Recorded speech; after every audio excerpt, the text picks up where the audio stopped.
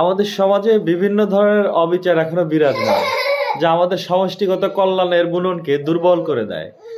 এসব অন্যায়কে চিহ্নিত করা এবং তা দূর করতে কার্যকর পদক্ষেপ গ্রহণ করা আমাদের সবার যৌথ দায়িত্ব। সততা ও ন্যায়পরায়ণতা রক্ষা করা আমাদের নৈতিক অঙ্গীকার হওয়া উচিত, যাতে সমাজের প্রতিটি মানুষের জন্য একটি ন্যায়সঙ্গত ও সমতা ভিত্তিক পরিবেশ গড়ে ওঠে। এছাড়াও যে কোনো ধরনের অন্যায় বা অনৈতিক আচরণের বিরুদ্ধে ঐক্যবদ্ধভাবে প্রতিরোধ ও প্রতিবাদ করা অত্যন্ত জরুরি।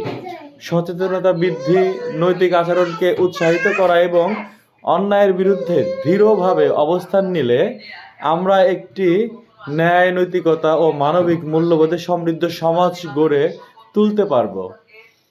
আমাদের সম্মিলিত প্রতিষ্ঠান নিশ্চিত করবে একটি সুসংহত, শান্তিপূর্ণ ও সমৃদ্ধ ভবিষ্যৎ, যা ন্যায়বোধ ও সামাজিক দায়িত্ববোধের নীতিতে প্রতিষ্ঠিত।